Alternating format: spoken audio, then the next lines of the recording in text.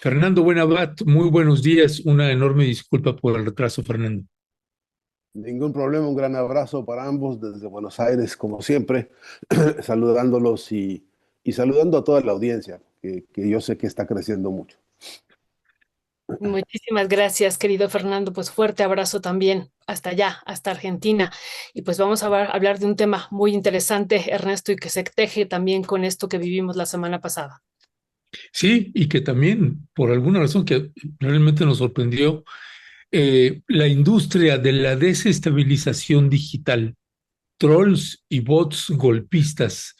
Vaya que sí es pertinente, Fernando Buenavat, hablar al respecto sobre esto y que bueno, pues de hecho recién vimos también un video que pasaremos más adelante de Fernando Bolsonaro, el otro hijo del señor Bolsonaro, hermano del candidato a la presidencia de Brasil, donde en un evento público, pues presenta al señor Cerimedo como uno de los grandes baluartes. Fernando Buenavat, ¿qué decía al respecto? Pues muchas preguntas, Ernesto, como creo que es obligado a hacernos en estas horas para saldar por lo menos eh, las interrogaciones básicas de este espectáculo monstruoso que estamos viendo.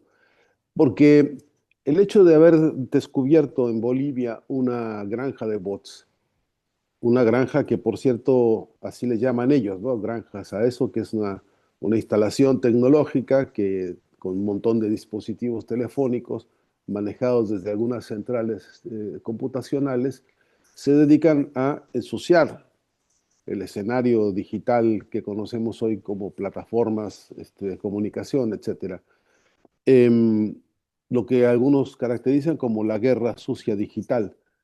Em, me parece que es de urgencia asociar lo que estamos viendo en el escenario concreto de Bolivia, desde luego asociarlo con el personaje este de apellido Cerimedo y de su carácter de matón, de criminal, de violento femicida, en todo caso, como se lo ha caracterizado. La propia autoridad boliviana ha usado estos términos, entre otras cosas, por las amenazas y los balazos recibidos por su propia compañera, que lo acusa, pues, de ser responsable.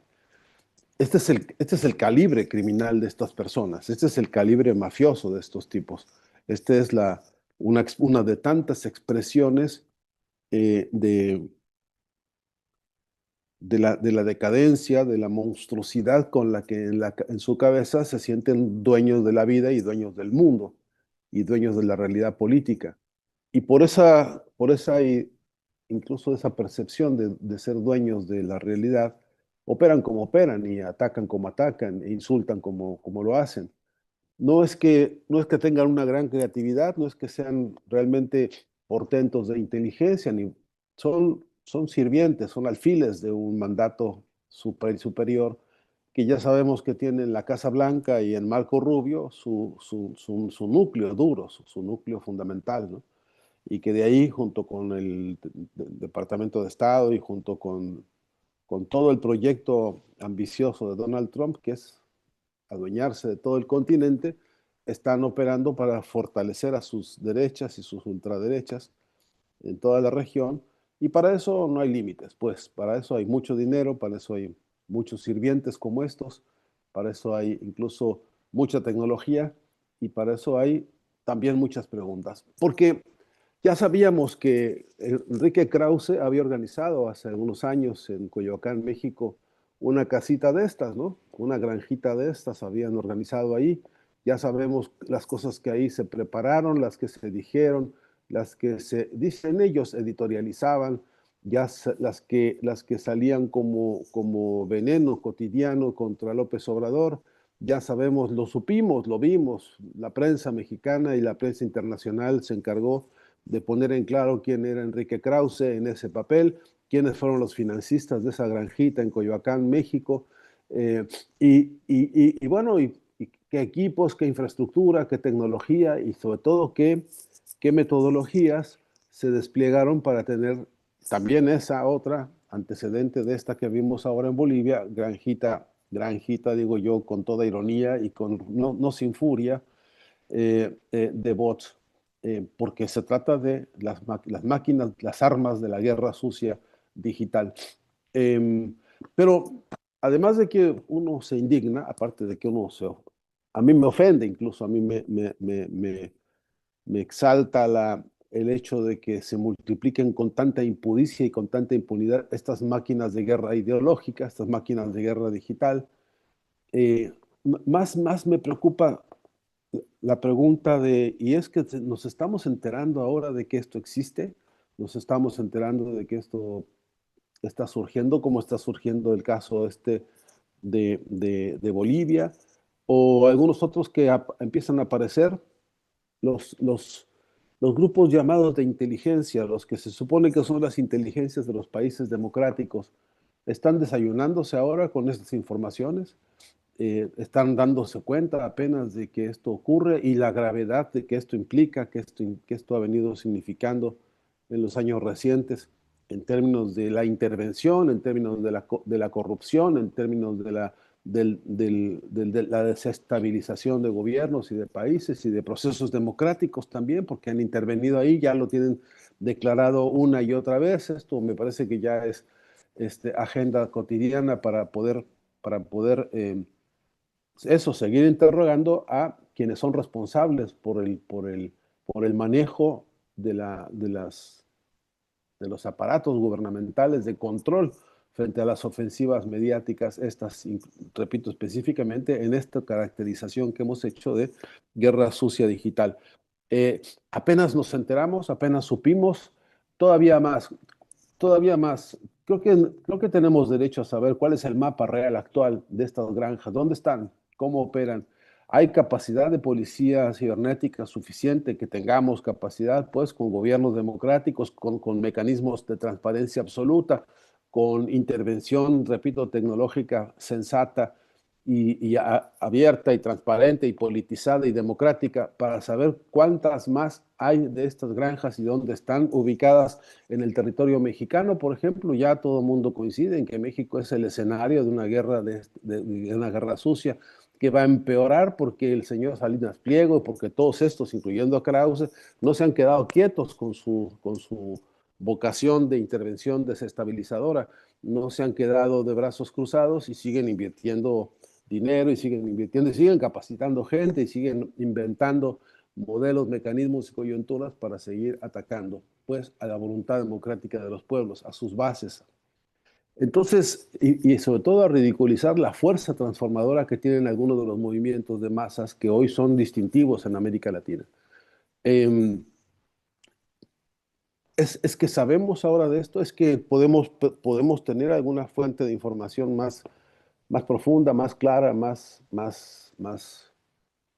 digna, diría también, que hoy que se ponga firme, que se ponga de pie y que diga, mira, sí que tenemos en estos barrios, sí que tenemos en estas zonas, sí que tenemos, porque se puede rastrear, por cierto, porque si a ti o a mí o a cualquiera de nosotros nos intervienen los teléfonos para hacernos todas las canalladas que todos los días nos hacen, me pregunto si no hay una autoridad que tenga una autoridad gubernamental de una obligatoriedad de transparencia y de información, los datos suficientes como para que tengamos, repito, ese mapa urgente de las granjas y con qué están trabajando. Para saber cómo están los dispositivos tecnológicos, para saber dónde están instalados, para conocer la tecnología que están usando, qué tan avanzada, qué tan desarrollada, qué tan adiestrados están todos sus usuarios o todos sus especialistas que ellos tienen, pero también para saber cómo están todas nuestras debilidades frente a eso, también para contrastar con nuestras incapacidades brutales de para frenar estas ofensivas en este territorio. Ellos todos los días atacan, ellos todos los días bombardean con sus fake news, en fin, con todas las nominaciones y todas las nomenclaturas que ustedes quieran, conocidas en estos escenarios. Y yo sigo preguntándome, si no tenemos capacidad de respuesta, si no tenemos capacidad de contraofensiva semiótica, si no tenemos capacidad de corregir y de poner en su lugar la andanada de falacias, de mentiras, de calumnias y de engaños que todos los días circulan a través de estas redes y que están siendo toleradas, como se han tolerado hasta la fecha, estas granjas de bots, como se les llama normalmente. Eh, y, y de no haber pasado lo que pasó en Bolivia, y de no haberse exhibido con tanta impudicia y con tanta impunidad este criminal argentino que se muestra como se muestra, con toda la impudicia con la que se muestra, dando órdenes para asesinar a su compañera, incluso a su hijo, porque esta compañera suya está embarazada, de modo que un doble crimen a mansalva con una, bueno, con una mentalidad esa, asesina. Repito, de no haber pasado esto, ¿hasta cuándo hubiéramos conocido nosotros el comportamiento de estas granjas?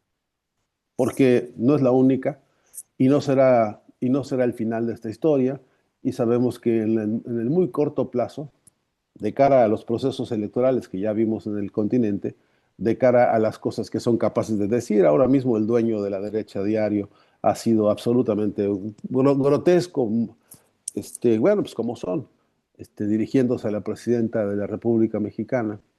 Eh, así habla Bolsonaro hijo, así habla Milei, así hablan todos estos. Y la pregunta es, con qué arsenal, como lo vimos anunciándolo Milei en unos audios que se filtraron con el actual presidente de Ecuador, cuánto están poniendo, de cuánto es la vaquita que están haciendo para acelerar los procesos de agresión y de guerra sucia digital. Y yo creo que son preguntas, todas estas válidas, y que lamentablemente llevamos meses y más meses y más meses exigiendo respuestas. Y hoy, a pesar del escándalo que sí que hay y del riesgo y del peligro que implica semejante escándalo, las respuestas a mí me parece que no están suficientemente claras. Gracias, querido Fernando Buenavat, sobre este balance y análisis que haces muy puntual. Yo quisiera que pudiéramos profundizar sobre esto último que decías frente a estos trolls y bots golpistas, sobre el impacto en los procesos electorales en América Latina. Digo, esto lo estamos viviendo de manera muy reciente, también lo acabamos de vivir en Colombia, pero lo hemos visto en otros espacios de manera expresa. Fernando Cerimedo dijo, logramos derrotar a Evo Morales después de más de 2 décadas al frente del gobierno de Bolivia y dijo, el próximo es México. Entonces, reflexionar sobre esto, como tú dices, no serán los primeros ni los últimos. ¿Qué nos espera en los siguientes procesos electorales también frente a estos bots golpistas? Pues nos esperan, yo creo que escenarios muy complejos. No me gusta jugar a vender pesimismos. No es mi estilo, no es mi interés. Pero también es cierto que si uno tiene márgenes de objetividad y de interlocución, eso es lo que digo, porque he hablado con muchos frentes y mira que he leído, sí me he leído, Violeta, la inmensa mayoría de los programas políticos de los distintos partidos de las izquierdas en América Latina. Sí los conozco, los he leído. Y lo que puedo reportar, una vez más lo he dicho, y lo he dicho en calidad de análisis académico y análisis semiótico, pero también un poco en calidad de denuncia de compañeros, es que el concepto comunicación no aparece por ningún lado como uno de los principales objetivos de trabajo en las organizaciones políticas de izquierda. De hecho, a lo más que se atreven algunos es hablar de la importancia de la propaganda y etcétera, etcétera. La propaganda en el sentido de darle difusión o hacer conocer sus propias siglas o sus propios candidatos y algunas líneas acaso de los principios programáticos. Pero el problema agudo que tenemos, este es un problema del siglo XXI. La disputa por el sentido caracteriza la etapa que estamos viviendo en este siglo, con la tecnología como está desarrollándose, hacia donde está desarrollándose, como está siendo subordinada a los intereses mercantiles más nefastos. Nos ofrece como panorámica, como perspectiva de mucha preocupación, pues sí que es un escenario en el que más nos valdría tener ya en las agendas políticas de todos los frentes habidos y por haber un frente para comprender el siglo XXI en términos de la clave de la disputa por el sentido.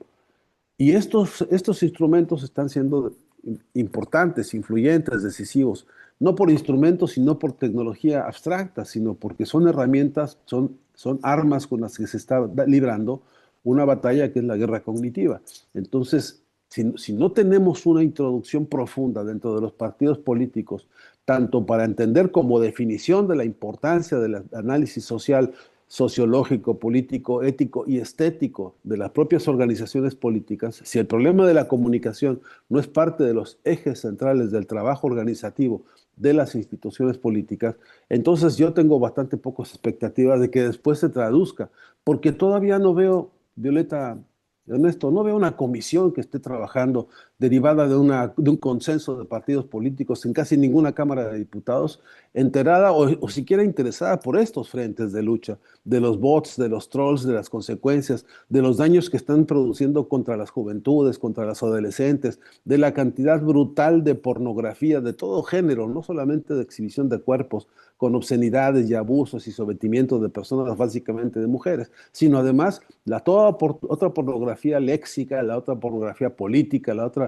otra desmoralización sistemática contra las sociedades que emerge de este manejo, de esta modalidad de uso de las llamadas redes sociales. No veo todavía yo ni las comisiones, ni los centros de investigación, ni las denuncias públicas de los movimientos organizados para esto. No quiero, bueno, siempre digo, no quiero ser un ninguneador por excelencia. No niego que hay voluntades, no niego que hay iniciativas. Lo que no alcanzo a ver es la certidumbre, la certeza y la fuerza de las organizaciones de Estado organizando como fuerza y como movimiento y como corriente una respuesta seria a todo esto. No se ve. Y entonces ahí están los estragos de niños, adolescentes que sucumben ante las tentaciones de las máquinas estas brutales de apuestas. Hay familias enteras hoy sometidas a los estragos de que sus hijos fueron chupados del cerebro por los apostadores estos electrónicos, y ahí están los daños a la vista, y están los daños a la vista de niños y niñas y adolescentes que han sido también atacados directamente por esto con las PlayStation y con otro conjunto de cosas cuya violencia y cuya degeneración conceptual está llegando a donde está llegando. Pues yo no veo, yo de verdad que por más que me lo pregunto y ojalá me equivoque y alguien me diga, mira, no te equivoques porque aquí está tal organismo público, que ya hay 20 diputados que están levantando la voz y 40 senadores y hay instituciones y agrupaciones universitarias con docentes que están ya, ¿no?, recrudeciendo fuerte en una convocatoria continental para dar esta batalla mediática. Yo no lo veo. Y me parece que en esa medida, llegando como llegaremos a las elecciones próximas, y llegando a donde llegaremos cuando veamos que las elecciones se encargan, los procesos de comunicación, concluyo con esto, en general no lo resuelven las organizaciones populares de base. Las tareas comunicacionales no las hacen las organizaciones de base de los distintos proyectos políticos y sus alianzas. En general se le entrega el dinero a las agencias de publicidad que se contratan para que resuelvan las campañas, las preferencias, los maquillajes, los vestuarios, las formas de hablar, etcétera, de los distintos candidatos. Y este vicio es un gran negocio de las agencias de publicidad que acaban siendo los mismos que después financian, como financiaron con Krause, la casita de Coyoacán, ¿no? De modo que eh, no, no, tengo un grado de pesimismo, el pesimismo de la voluntad, decían, ¿no? En el sentido de que no veo, en tanto que no se vea movilización conjunta, profunda, programática, programada y sistemática y abierta a las convocatorias, no veo cómo podamos encarar este muy corto plazo, tan complejo como se muestra, ¿no? El audio, Ernesto, está silenciado. Perdón, ya también ayer David Peña ya me estaba regañando. Vamos a dar no sé qué. Perdón, Fernando Buenavat. Déjame, Fernando, cerrar con esta pregunta. Am, Tú tuviste la oportunidad de estudiar una licenciatura en comunicación, te has especializado también en filosofía de la imagen, filosofía de la comunicación y la crítica de la cultura, ¿no? Pues tienes un doctorado en filosofía y además, pues eres una persona que, que además de estos estudios académicos, pues te has vinculado con organizaciones sociales, civiles, con gobiernos de izquierda, has tenido cercanía. Y en esa mirada que te ha dejado todo esto, me quedo pensando también en la manera que uno pueda pensar de combatir esta, pues estas guerras que pues, estamos teniendo, como bien titulábamos, la industria de la desestabilización digital, que ha generado Fernando Buenavat, ha puesto presidentes con injerencia de Donald Trump y demás, pero, o sea, ya no es un asunto menor, sino implica que estos mecanismos nos pueden colocar presidentes que pueden hacer destrozos en cada uno de estos países. ¿Cuál es, desde tu mirada, Fernando Buenavat, una manera real, concreta, clara, de poder enfrentar o combatir una realidad que pienso yo que además se va a agudizar? Este tipo de campañas se van a agudizar de manera importante. ¿Qué decía al respecto, Fernando?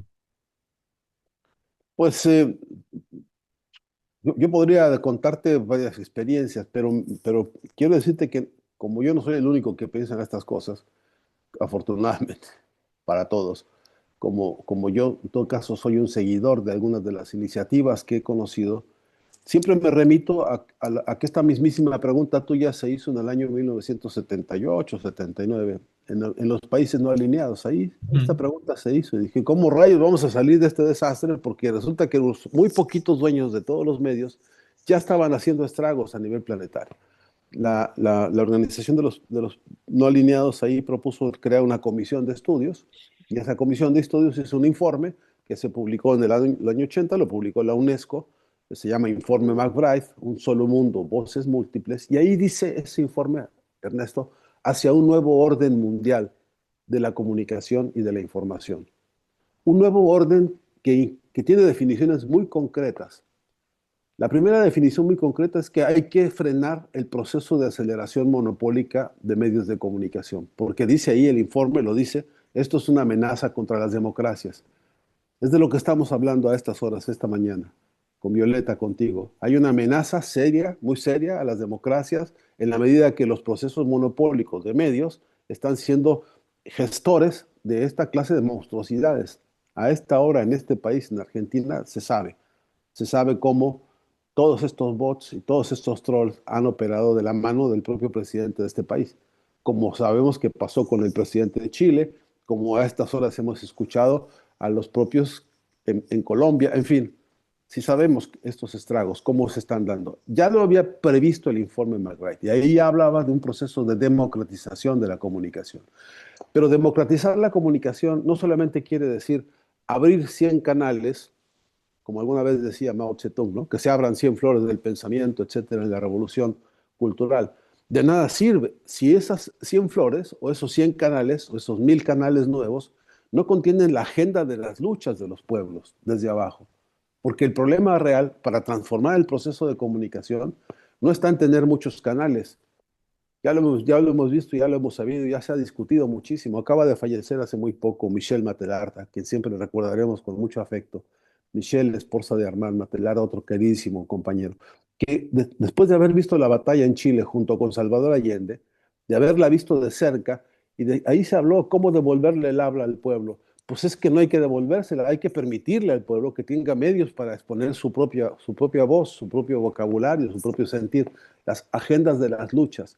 Entonces, si en un país como México, por poner un ejemplo de un escenario específico, tenemos amplios sectores de la población que no conocen cuántas huelgas hay en el país ahora mismo, protestando por los atrasos económicos que los hay, protestando, por ejemplo, por las luchas de los pueblos originarios, solamente en Chiapas. Bueno, tú, Ernesto, has sido portavoz de un montón de malestares y de quejas y de denuncias que resulta que no se saben, no se conocen, no se difunden, porque estos propios compañeros y compañeras en pie de lucha, con su agenda de años y décadas, y yo diría siglos, con esta agenda no tienen espacios para que sean, para que haya verdadera comunicación, es decir, para poner en común con un país el conjunto de las necesidades y de los argumentos. Si esto ocurriese, entonces hoy tuviéramos efectivamente las voces múltiples hablando desde sus agendas de lucha. En la puerta de la fábrica se está escribiendo la historia del país. En la puerta de las grandes importantes demandas, por ejemplo, las demandas de la base crítica de los docentes y de los maestros en México.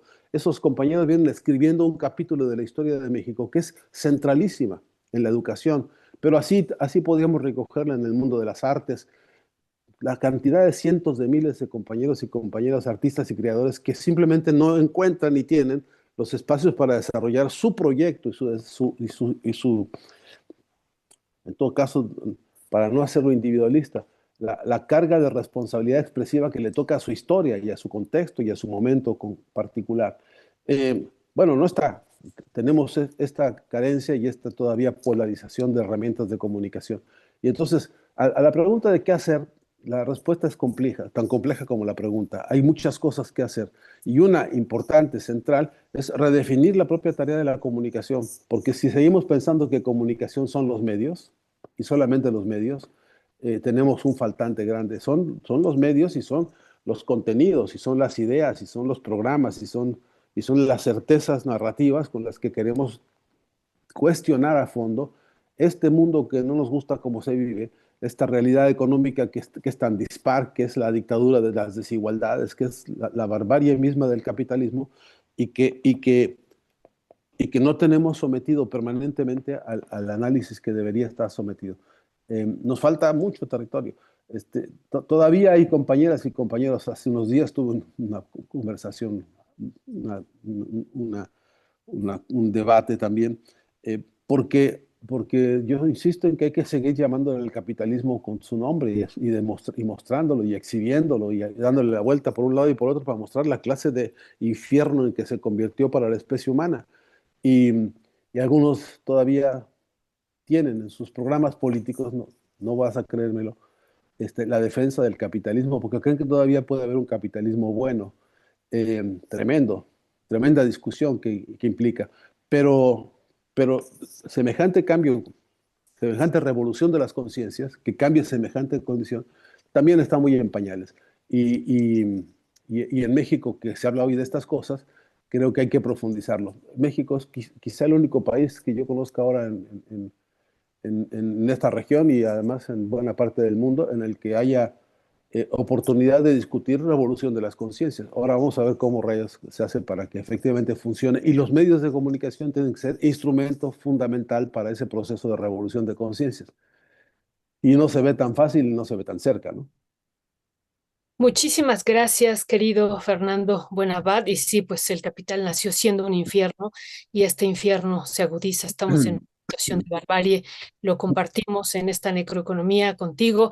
Y bueno, pues te agradecemos muchísimo. Quedan varios temas pendientes. Yo quería meter también el tema de la CIA, vincularlo, pero ya lo estaremos abordando próximamente, querido Fernando, periodista, doctor en filosofía de la comunicación y colaborador de Rompeviento TV. Muchísimas gracias, querido Fernando. Fuerte abrazo hasta Argentina. Un gran abrazo para ambos y para toda la audiencia, amigos y amigas, que yo sé que cada día son más. Muchas Gracias. gracias, Fernando Buenabat. Gracias. Te mandamos fuerte y fraterno abrazo.